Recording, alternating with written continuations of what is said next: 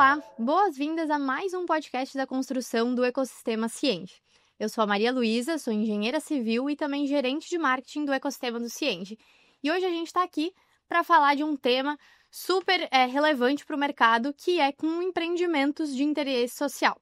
O Minha Casa Minha Vida, ele continua sendo um grande propulsor do mercado imobiliário. Segundo a Sebic, no primeiro trimestre do ano de 2025, ele representou 53% dos lançamentos e 47% das vendas, mesmo nesse cenário com alta taxa de juros. Então, diante dessas margens, cada vez mais apertadas, como que a gente garante produtividade e qualidade nas obras? Então, é sobre isso que a gente vai falar. Hoje eu estou aqui com Gustavo Quintela, CEO da Cira Empreendimentos. Seja muito bem-vindo, Gustavo. É um prazer, Maria. Em primeiro lugar, é uma honra estar aqui em representação da nossa companhia, da Cira Empreendimentos, do melhor primeiro imóvel da sua vida, e aqui num ambiente, num ecossistema de inovação e tecnologia que são fatores críticos de sucesso para alcançar justamente aquilo que você acabou de trazer, uma empresa de alta performance, num segmento tão competitivo e num contexto económico e externo tão desafiador, não é? Então é um prazer poder estar aqui trocando essas ideias com os nossos ouvintes e com o Cienge e com o ecossistema da Softplan. Legal, muito obrigada, a gente que agradece. Eu acho que para a gente começar, seria bem legal tu trazer um pouco do teu contexto, teu histórico, e também do contexto da Cira. Conta um pouco mais o que a Cira faz, quantos anos de atuação vocês têm. Perfeito. Então, eu sou economista, em primeiro lugar, que já começa assim um pouquinho um peixe fora da água, né? A minha família tem cerca de 45 anos no segmento da construção, então eu nasci rodeado de obra, rodeado de desenvolvimento imobiliário. Já sou da terceira geração familiar nesse meio, mas sempre acreditei muito na união de forças. Então, como todo o meu mindset era um mindset financeiro e muito mais orientado para mercados financeiros e para racionalidade económica, eu optei por me formar em economia e desde logo comecei a pensar como é que eu posso unir esses dois mundos, né? Como é que eu posso unir a realidade do mercado financeiro com o mercado duro da construção, bruto, né? A construção é bruta e dura, né? Sim. Tem que ser. E foi muito curioso, eu já tenho quase 50 anos, né? Mas agora é muito fácil a gente entender o que é um FDIC, o que é um CRI, o que é um private equity no mundo da construção. Claro. Mas quando eu comecei a trabalhar, isso eram realidades que não aconteciam no Brasil, seguramente, e aconteciam muito pouco em Portugal, para ser bem sincero. Mas aconteciam com muita ocorrência nos Estados Unidos da América e, sobretudo, em Londres, que é o mercado financeiro europeu mais desenvolvido. Sim. Então, nós começávamos a observar o início dos fundos imobiliários, investindo com construtoras, investindo em desenvolvimentos residenciais. E agora somos bombardeados, nestas últimas semanas, com FDICs para o segmento do Minha Casa Minha Vida, que era uma coisa que não se via antes, né? De crise a investirem muito no segmento residencial de todos os segmentos. Então a minha história é essa, né? A minha história começou por trazer o mundo financeiro junto com o mundo da incorporação e da construção, e foi assim que eu decidi, há 15 anos atrás, deixar o projeto familiar de um segmento de muito luxo, de alto padrão, na Europa, e dedicar-me ao segmento económico. Eu não gosto de utilizar o termo popular, já vamos entender porquê mais na frente, mas dedicar-me ao segmento económico aqui no Brasil. Comecei, logicamente, por trazer fundos de investimento europeus que já começaram a operar com a Cira nos seus primeiros projetos aqui em Blumenau e depois, mais tarde, na Grande Florianópolis. Então, essa é a história do início da Cira, que depois foi desenvolvendo e foi crescendo e hoje já conta com 8 empreendimentos em simultâneo no estado de Santa Catarina e muito em breve vamos estar em todas as cidades relevantes do litoral catarinense. Muito legal, muito legal. Eu acho que isso que você trouxe, realmente a gente vem acompanhando muito, que antes eram muitas empresas familiares que estavam lá com investimento próprio, construindo, e agora cada vez mais buscando outras alternativas, de crédito, financiamento e tudo mais. E tem muito isso que tu trouxe, de realmente a gente começar a olhar para outras formas de investimento. E até esse paralelo, que você também comentou da sua trajetória, atuando antes com alto padrão e agora com o programa, o que você mais vê dessas grandes diferenças, de alto padrão para um programa Minha Casa Minha Vida? São enormes as diferenças, né? É tudo construção, mas é tudo muito diferente, né? Cada nicho e cada microsegmento de mercado, ele tem as suas particularidades e especificidades, né? Bom, eu vim realmente do muito alto padrão na Europa. Bom, em primeiro lugar, Europa e Brasil, em termos de negócio e construção, não tem nada uma coisa a ver com a outra. As características dos países culturais são muito diferentes. A língua é a mesma, quase a mesma, né? Mas a realidade cultural e a realidade do contexto de negócio é muito diferente. Vou dar alguns exemplos. Não existem boletos na Europa. Então, imagina eu chegar a São Paulo, há 15 anos atrás, e me falar em boletos, em... O que é um boleto, né?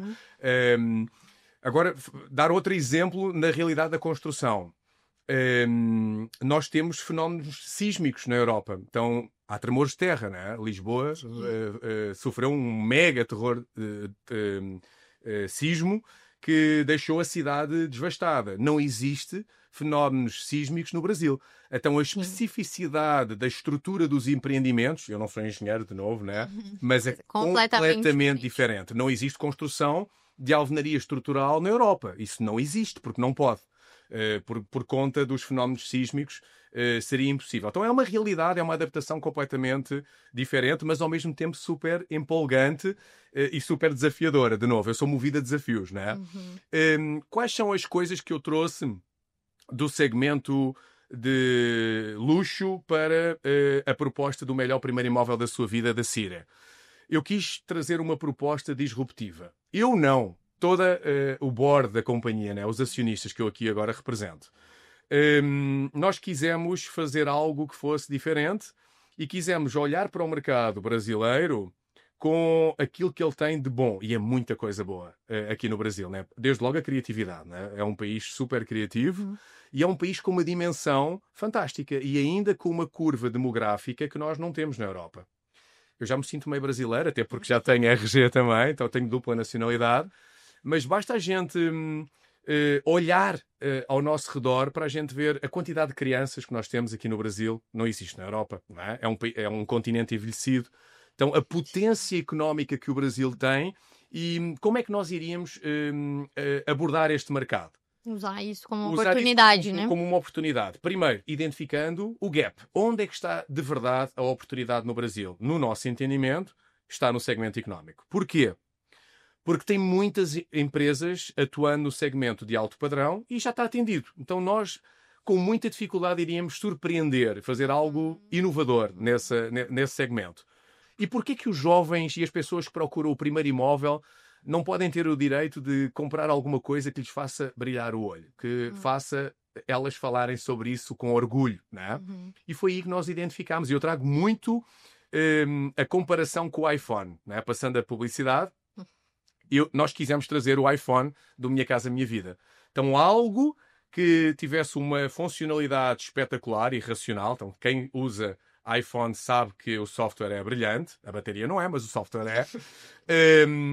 Ao mesmo tempo é um objeto de design, ao mesmo tempo é um objeto de desejo. Ele é aspiracional e inspirador. Então, a Cira quis trazer para o segmento económico o iPhone do Minha Casa Minha Vida. E foi daí que nós trouxemos esses elementos que talvez sejam elementos mais predominantes no segmento de luxo. O design, a arquitetura, a preocupação com o ambiente, né? A preocupação com tudo o que nos rodeia, um urbanismo para as pessoas, né? Um empreendimento que não se feche sobre si próprio, que saiba conviver com o bairro, que agregue valor nas pessoas que compram essas unidades, mas que agregue valor no bairro, na vizinhança, porque isso vai se reverter a favor da valorização do próprio imóvel. Então a ideia base foi essa. Muito legal, muito legal. Eu acho que isso conversa muito com o que tu trouxe de que tu não gosta de usar o termo popular e sim econômico, né? E representa muito isso de como que tu leva esse sonho para casa das pessoas, né? E claro que passa muito também por uma boa gestão, de conseguir entregar tudo isso, né? Esse gap que vocês viram, de fazer empreendimentos cada vez melhores. E também com essa dificuldade de prazo, custo, qualidade. Então, como que tu enxerga, assim, né? Quais que são essas dificuldades e o que vocês fazem para contornar quando a gente fala de 8 obras, né, simultâneas acontecendo? Como que é essa gestão no dia a dia de vocês das obras? É um grande desafio, Maria. Mas tu és engenheira, né? Então sabes o que é a dificuldade que é estar num canteiro de obra. Agora imagina 8 e imagina 10. No próximo ano a CIRA finalizará 2026 com 10 obras, e não são 10 obrinhas, são 10 obras com mais de 20 mil metros quadrados de construção. As maiores têm mais de 40 mil. Então são empreendimentos realmente com alguma dimensão. E isso obriga a CIRA a estar sharp, né? Tipo, mais aguçada, mais ativa, mais racional, mais organizada. Eu diria que são duas grandes frentes: processos e pessoas. Tá? E são os nossos maiores desafios enquanto empresários, enquanto líderes de companhias, enquanto líderes de equipes, enquanto profissionais de alta performance. Um dos nossos valores é esse mesmo: é a alta performance, é o rigor, é a qualidade, é a inovação. Como é que isso se faz, Maria? Tendo uma aposta muito forte na qualificação das pessoas, começa logo no processo seletivo. Quem é que nós estamos trazendo para a nossa cultura?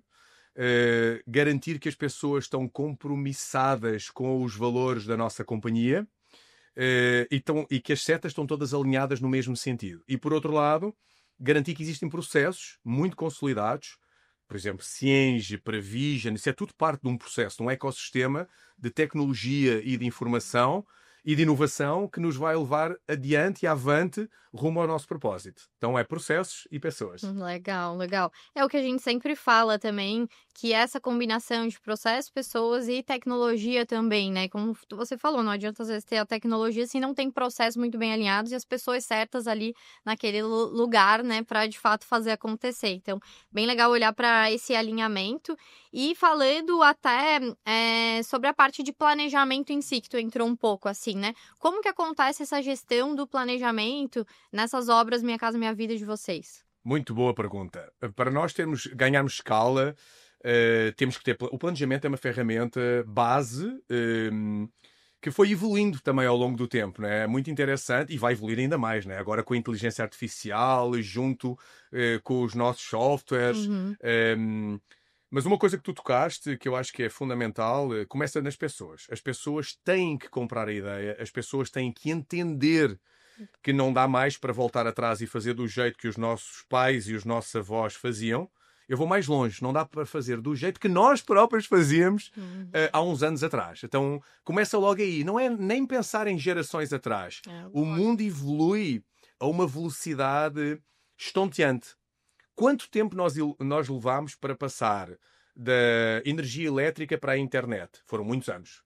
Quanto tempo nós levamos para trocar a velocidade de um microchip?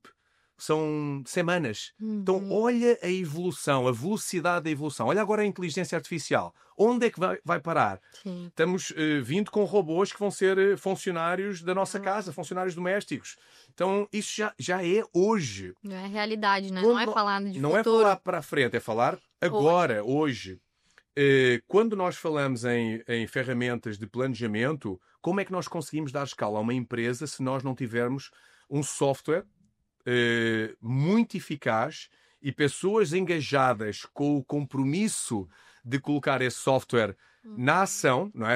Não é só comprar a licença ou o próprio software, é ter toda a equipe em todos os setores comprometida com esse desafio, porque senão não vai funcionar. Engajado. Nós podemos investir milhões de reais em tecnologia, se a equipa não estiver engajada no resultado que essas ferramentas nos vão trazer, não vai à frente. Mas hoje eu diria que é fundamental ter... Nós temos todas as obras dentro do Prevision, passa a publicidade, estamos aqui no ambiente também da Softplan, e o Prevision é uma das ferramentas do ecossistema do Cienge, não é?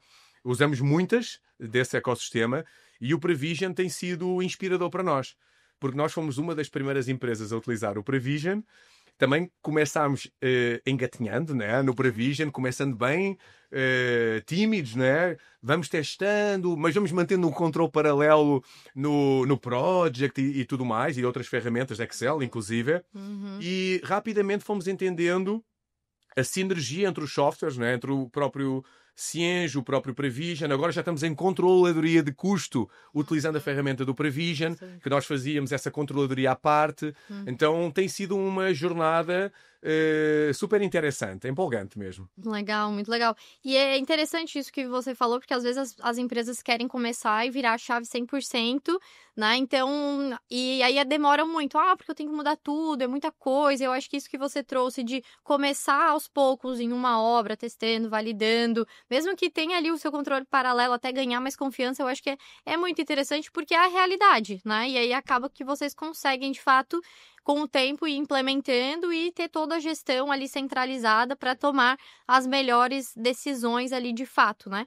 E me conta também um pouco se tem algum caso prático, algo que você lembra que a gestão, o planejamento foi essencial para reduzir algum custo ou para reduzir algum prazo, para atender alguma demanda específica, assim. Posso contar o mais recente, né? Bom, em primeiro lugar, é exatamente como tu falaste, né? O ótimo é inimigo do bom. Eu uso muito essa frase porque ela me ensina muito. Às vezes, eu sou perfeccionista por natureza e nós não podemos deixar que isso atrapalhe o nosso caminho. E tu falaste aquilo que é a realidade das construtoras, familiares ou não, não importa, não é? Não é por ser familiar que é pior, não é? O ser familiar ou não tem a ver com o projeto corporativo de cada companhia e com a ambição de dimensão que cada companhia tem. Estágio. Isso. O que acontece é que não tentar implementar tudo ao mesmo tempo, em simultâneo e para todas as frentes. E querer que fique tudo perfeito. O que é que nós fizemos na Cira? Nós tínhamos, na altura, 6 empreendimentos em construção e criámos uma linha de corte. Aqueles empreendimentos que já tinham passado os 70% de obra construída, nós seguimos na metodologia anterior. Excel, Project, tudo isso. Aqueles que ainda estavam abaixo desse percentual de obra, nós fizemos uma avaliação sobre qual seria o custo de implementar essa ferramenta. E decidimos que as obras que estavam abaixo de 50% seria relativamente fácil e desejável implementar essa ferramenta. E foi assim que nós começámos. Hoje temos todas as nossas obras dentro desse ambiente e todas elas são controladas por essa via. Mas, por exemplo, agora implementámos a ferramenta de controle de custo do próprio Prevision, que nós fazíamos um controle paralelo, e também decidimos utilizar a mesma metodologia. Aquelas obras que estão à beira da entrega, vamos continuar a seguir a controladoria de custos anterior, e aquelas que estão muito numa fase inicial, vamos adotar esta ferramenta. Mas pegando num case, tá? Só para ir direto à tua questão. Tivemos um grande desafio numa obra aqui, vou dizer qual é que é o Cira Boulevard, que fica ali na entrada do Pedra Branca, na Palhoça, que é uma obra fantástica da Cira. Está praticamente toda vendida e está a cerca de 30 e tal % de obra, de percentual construído. E o que acontece? Essa obra é muito importante para o nosso resultado de 2025 e temos uma meta de atingir aproximadamente 50% de obra construída até ao final deste ano. Nós estávamos em 30%, tá? O que é que fizemos? Replanejámos tudo, trouxemos a nossa especialista de planejamento, junto com o time de produção de obras, junto com a engenharia de back-office, suprimentos, controladoria de custos, e desenhámos um plano de ação. E o Prevision foi decisivo, sem cortar a linha base, né, que continua como o nosso histórico, e é muito importante para nós não perdermos as referências. Trouxemos um plano de ação e trouxemos esse plano de ação até dezembro de 2025, até ao final deste ano. Faltam 2 meses e estamos conseguindo. Estamos 0,5% abaixo do nosso replanejamento. Então trouxemos a ferramenta do Prevision para traçar esse mapa, né? É fundamental. A gente vai para um lugar e constrói um roteiro, constrói um mapa, né? É exatamente isso que nós fizemos ali no Boulevard, utilizando essa ferramenta, e temos-nos dado muito bem. Muito legal, muito legal. Eu ia justamente perguntar, né, como que conecta a parte de planejamento financeiro e até suprimentos para, de fato, atingir, seja uma meta, seja, de fato, a realidade da obra naquele momento. Então, como que tu vê também essa conexão com a parte de suprimentos para conseguir atender, seja replanejando algo, para, de fato, cumprir esses prazos, né, e essa meta que vocês têm agora? É fundamental. Aliás, a ferramenta está muito bem construída. Ela já te traz, quando tu fazes um planejamento ou um replanejamento, né, numa missão, como nós temos agora no nosso Boulevard, ela imediatamente traz os insights de tudo o que tu tens que fazer com que aconteça. Então, suprimentos. Olha, eu tenho que construir 20 e tal % em 3 meses. Como é que eu vou fazer? Sai compras, sai insumos, sai contratação de mão de obra, quanto é que eu tenho que reforçar dos meus times, quanto é que tem que ser o histograma das pessoas, das máquinas. Então, o próprio software, ele te traz toda a organização que tu tens de ter no teu canteiro. Agora, claro que as pessoas têm que ir monitorando. De novo, processos e pessoas. Vou dar um exemplo. O Prevision te traz, tu tens que produzir determinada quantidade, por exemplo, de alvenaria, que é uma atividade crítica neste momento na nossa obra. E eu vou observando o que é que vai acontecendo no dia a dia, né? Eu vou alimentando o sistema com medições parciais, né? Se eu estou observando que algo não está acontecendo, o que é que eu tenho que fazer? As pessoas têm que se movimentar no sentido de replanejar. Olha, eu preciso sair e contratar mais uma equipa de alvenaria. Aconteceu agora. Esta semana mesmo, hoje, que é segunda, estamos a reforçar o nosso time com mais 2 equipas que vieram inclusive fora do Estado para nós atingirmos o nosso plano de ação. Então é isso, é comprometimento entre pessoas e processos.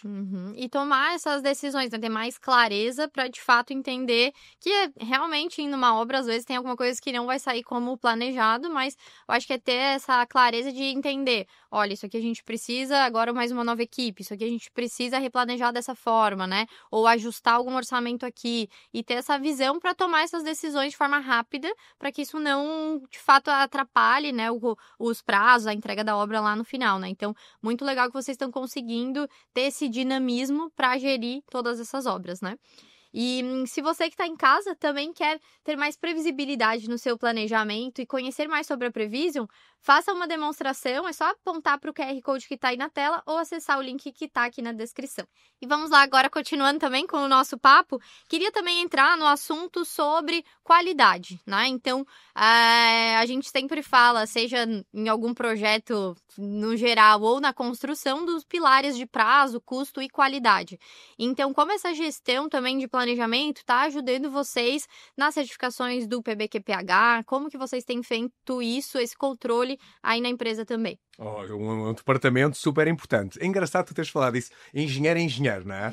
Nós iniciamos todos os dias, todas as semanas, com o nosso head de produção. Hoje fui eu porque ele atrasou, porque ele estava fazendo um processo de onboarding de uns engenheiros novos que iniciaram esta semana com a Cira, um em Blumenau e outro aqui em Florianópolis. E ele começa a semana sempre falando: bom dia, time! Bora produzir dentro do prazo, do custo e com a qualidade adequada, tá?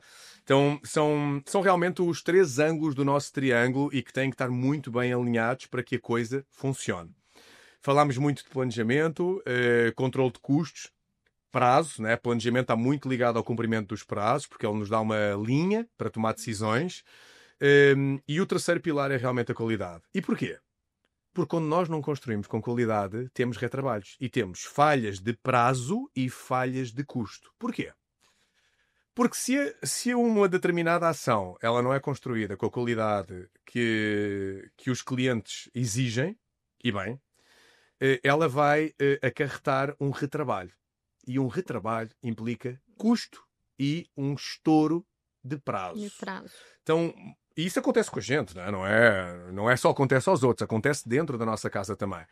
Agora, é diferente acontecer em 50% das atividades ou em 10% das atividades, não é? Então, o que nós tentamos fazer com o nosso controle, e já vou falar um pouquinho do nosso sistema da qualidade dentro da nossa companhia, é tentar minimizar esse impacto no custo, nos retrabalhos e no orçamento, controlando e monitorando as atividades e as fichas e as ITs o máximo que a gente consegue.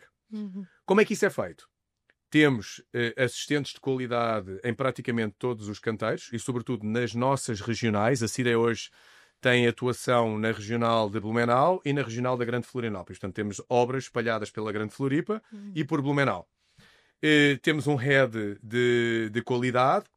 Fomos o primeiro selo azul da Caixa em Blumenau, e o selo azul, para quem não conhece, é uma certificação da Caixa Económica Federal para empresas que atuam dentro do programa Minha Casa Minha Vida, com recursos do FGTS, que reconhece o sistema da qualidade, as práticas de sustentabilidade da nossa companhia, de inovação e tecnologia. Então é bastante interessante.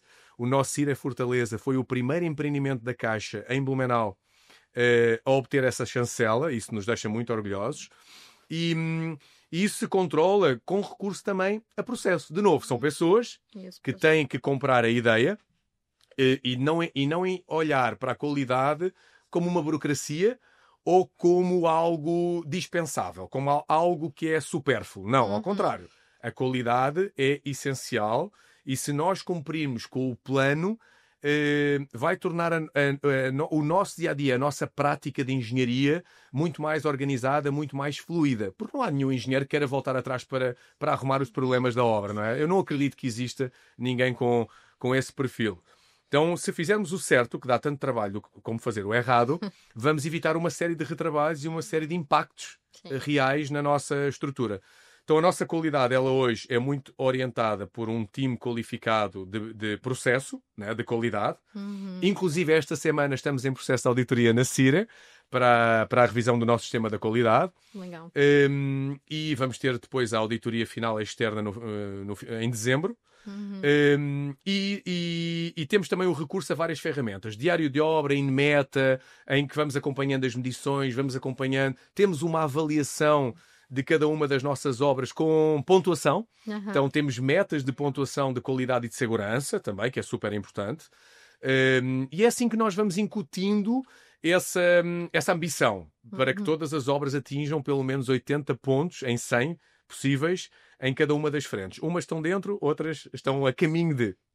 Legal, bem legal. Acho que passa muito por essa rotina, né, e esses processos que vocês têm. Então, como que é essa rotina também? Tu comentou, né, que no início da semana vocês têm uma reunião com a equipe. Como que acontece essa gestão, tanto daí da qualidade, quanto de outros indicadores, tanto na obra, quanto que você acompanha também, né? Eu acho que o engenheiro tá ali acompanhando muito a produção, o que está sendo feito, produzido naquela semana, e o que é reportado para ti também, e quais são indicadores que tu está sempre acompanhando para entender se as obras estão dentro daquilo que são esperado ou não. Bom, vamos por partes. Então vou começar por mim, né? O que é que chega até mim? Os problemas, né, Maria?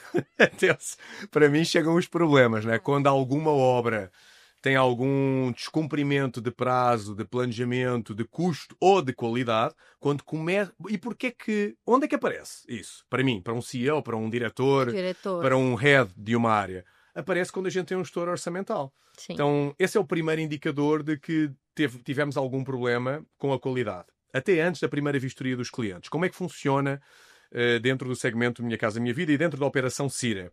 Quando nós atingimos 80% de evolução de obra, nós convidamos os clientes para a primeira visita deles na obra. Até lá não é possível por questões de segurança e por questões logísticas, né? Nós temos um prazo muito apertado e não podemos estar com esse tipo de visitação à obra que atrapalha, realmente. E nesse momento nós já temos o primeiro indicador do grau de satisfação dos clientes e da aceitação deles para uma futura recepção do seu imóvel. Então aí vem um alerta que chega para mim, né? Eu recebo esse percentual de satisfação. Outra alerta tem a ver com uma verba que nós temos dentro dos nossos orçamentos que tem a ver com retrabalhos.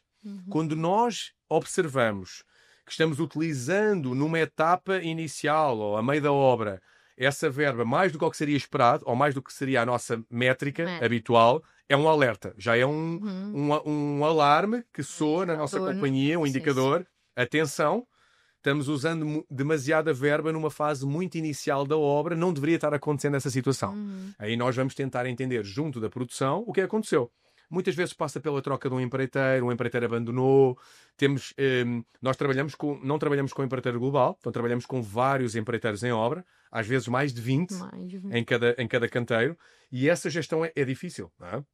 Nem todas as empresas estão tão preparadas, ou estão cumprindo. Então nós temos ações de treinamento, né? Entrando aqui um pouquinho nas nossas rotinas.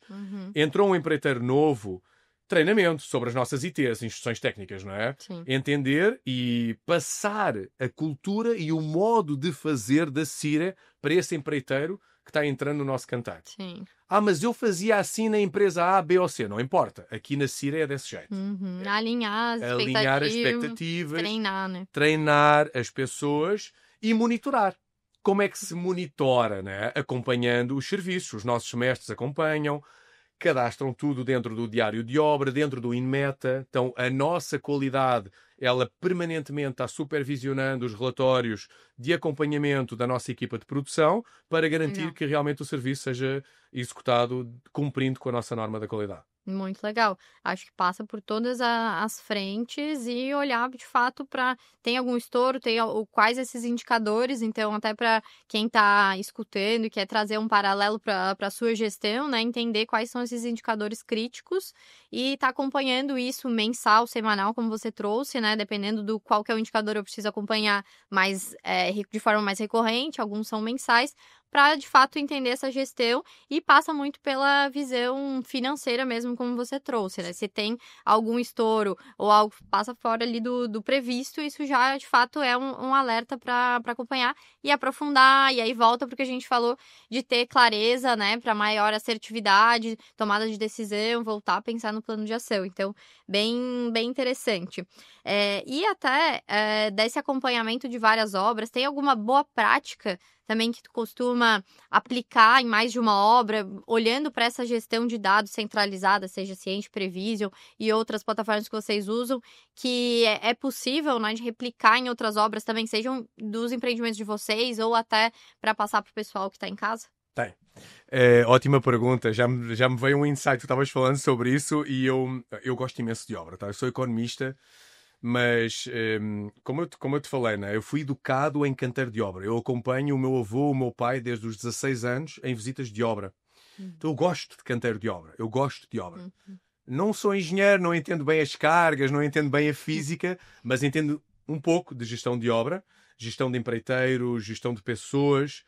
E estou contando essa historinha porque eu ainda gosto de acompanhar as obras. Então, todos os meses, eu me obrigo, e com muita satisfação, a visitar todos os canteiros da Cira. São 8 no momento. Parece fácil, mas não é. Tá?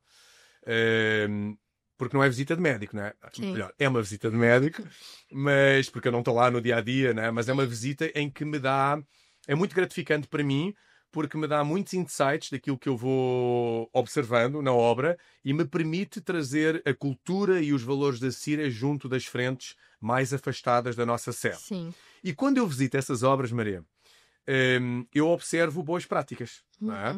E é interessante, porque eu tenho um lema na nossa companhia que é: na Cira não existem vacas sagradas. Nós sabemos que na Índia as vacas, os bois, não é? São sagrados. Então não se pode comer carne de vaca, não se pode comer carne de boi.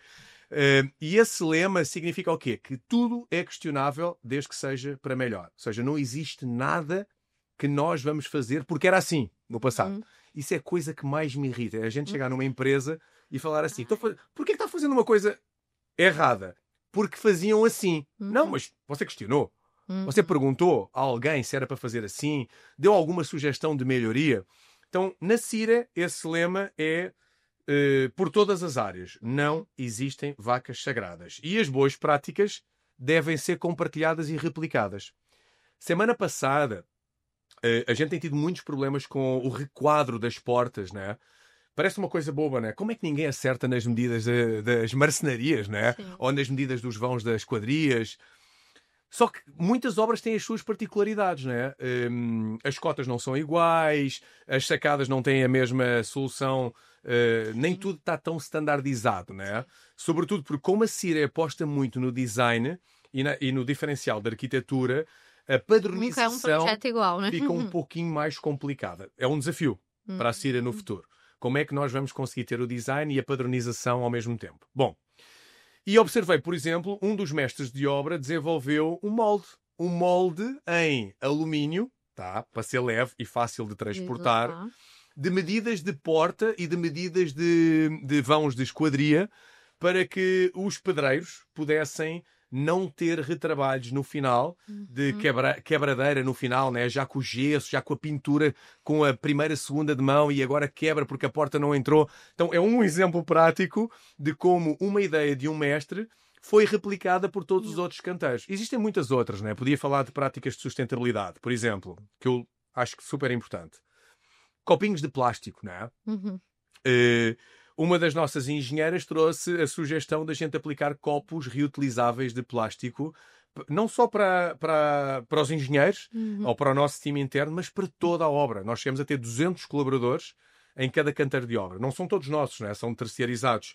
Mas todos eles têm um copinho de plástico identificado que eles reutilizam para beberem água, não é? Então são pequenas práticas que começou numa obra, neste caso foi no Cire Botanique, em Areias, em São José, e que foi replicada para todas as obras. Então tem vários exemplos de boas práticas que nós tentamos trazer, num bom exemplo, replicar para todos os outros. Sim, muito legal. E isso que você falou de ir para o Gemba, né, como o Lean Construction aplica muito de ir para o local, é super importante, porque às vezes do escritório, a planilha, aceita tudo, né? E aí, de fato, tá acompanhando ali na obra, ver onde, de fato, tem algum gap, tem algum problema, e aí, a partir disso, também pensar em soluções é muito interessante. Então, essas visitas são, como você falou, não é algo fácil, mas que é super importante, relevante para estar tirando esses insights de aplicação, né? Então, bem legal. E trazendo até para uma visão de futuro, o que vocês estão olhando, né, investindo tempo, recurso, enfim, para, de fato, apostar nessa gestão para o futuro, né? É IA, é automação, o que vocês estão olhando daqui para frente? Bom, este tem sido um debate muito intenso na CIRA em 2025. Nós tivemos dentro da nossa companhia uma transformação, não gosto de falar a palavra revolução, ela é muito forte, mas foi uma transformação, uma mudança muito forte a meio de 2024 que teve muito impacto em 2025. Nós trocámos praticamente 80% da nossa engenharia entre junho de 2024 e junho de 2025. Então foi uma mudança muito forte. Então dedicámos o ano de 2025 no nosso planejamento estratégico a consolidar e num processo de transmissão de cultura dos valores da nossa companhia muito forte. Então foi uma orientação mais introspectiva em 2025 do que propriamente disruptiva, não é?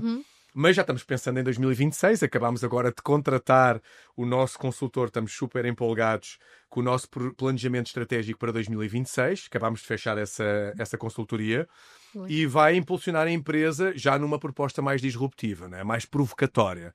Como é que vai ser a CIRA 2027, 2028? Né? Para não falar a muito longo prazo, porque não existe planejamento a longo prazo. Né?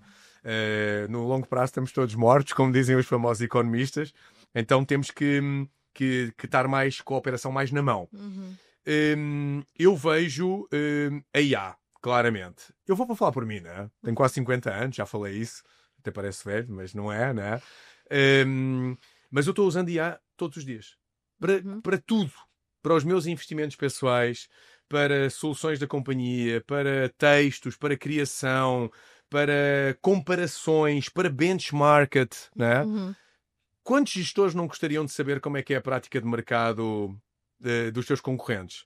Por que não perguntar ao IA como é que é o benchmark de determinadas coisas? Pesquisa salarial, boas práticas de gestão, Lean Construction, que trouxeste agora, Maria. Então, eu vejo a IA claramente. Nós hoje, dentro dos nossos softwares que usamos, que são vários, a CIRA utiliza mais de 20 softwares, seguramente. Muitos deles são do ambiente da Softplan, né? Cienge, CV, Prevision, Diário, enfim, por aí fora, né? São muitos. Todos eles já têm inteligência artificial embutida. Então, e nós utilizamos na prática do dia-a-dia, né? Coisas boas até.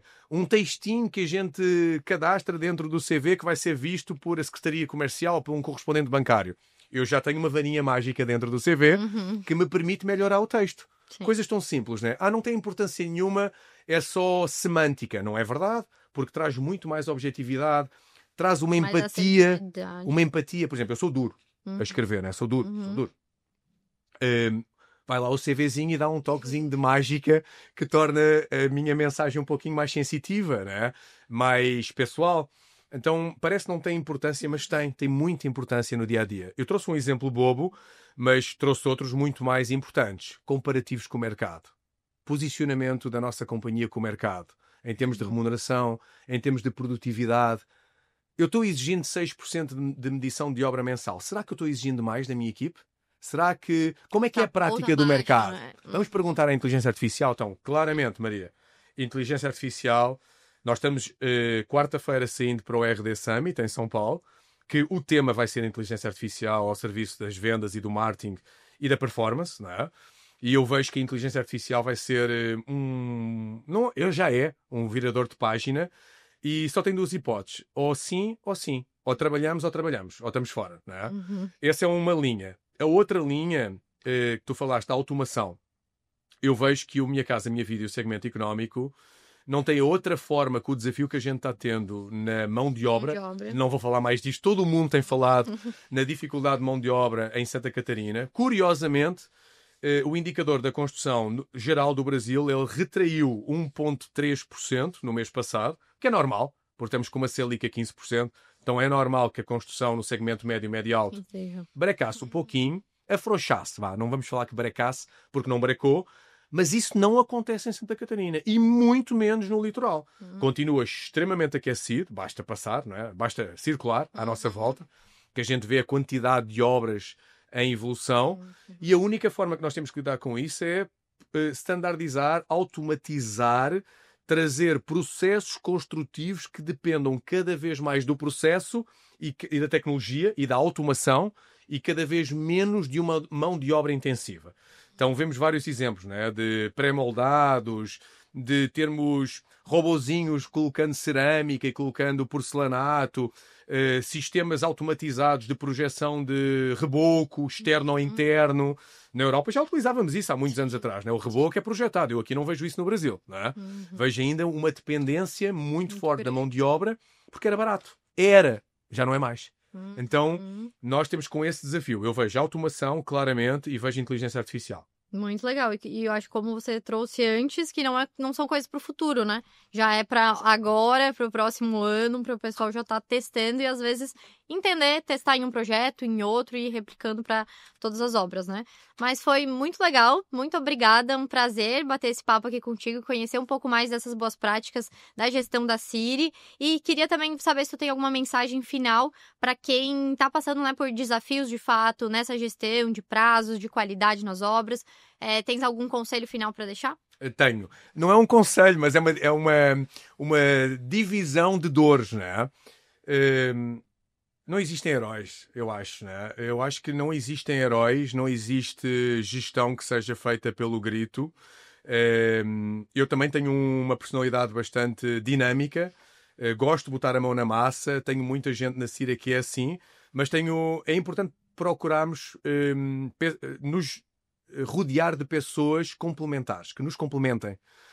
Acho que isso é muito importante. Não podemos ser todos iguais, não podemos querer ser todos do mesmo, dentro da mesma padrão, dentro da mesma caixinha.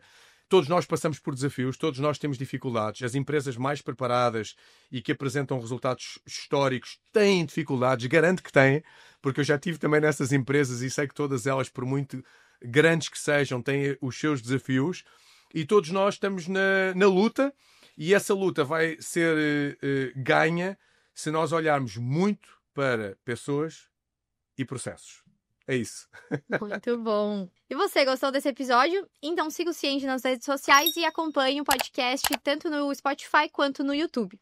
E se também quiser transformar o planejamento de uma forma eficiente para suas obras, aponte o QR Code e acompanhe um pouco mais sobre a demonstração da Prevision. E também tem o link na descrição.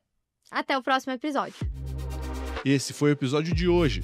Aproveite para nos seguir no YouTube, Spotify e Cienge Comunidade. Espero você em mais um Cienge Podcast da Construção.